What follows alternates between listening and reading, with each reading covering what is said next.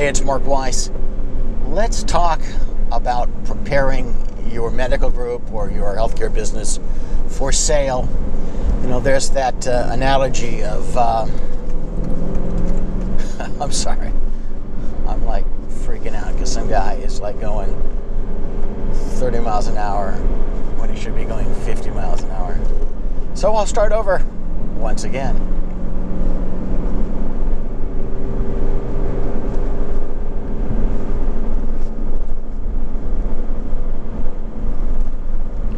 Hey, it's Mark Weiss.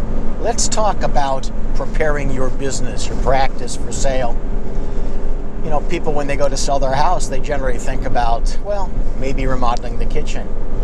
Certainly painting it inside and maybe out, fixing up any obvious defects. But many people don't think about doing the same thing in connection with the sale of a group or of a healthcare facility that you might own. But the same rule applies.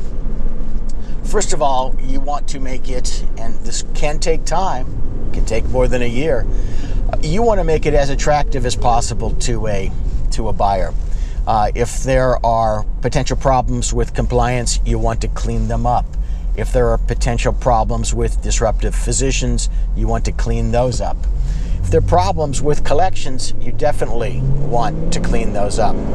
If there are problems with your staffing in terms of right-sizing your practice, whether these people are disruptive or not, different issue, you want to take care of that.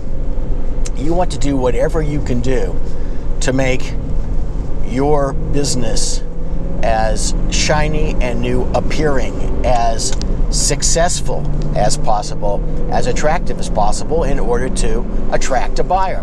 Now, buyers are going to do their own due diligence, and part of your grooming is going to be to catch problems before a buyer does, catching you off guard, and therefore, I guarantee you, pushing down the purchase price, due diligence being a euphemism for pushing down the purchase price. But you also want to do this to attempt to drive the highest price, to attempt to get more than one party interested in acquiring your whatever it is, so that you have more options.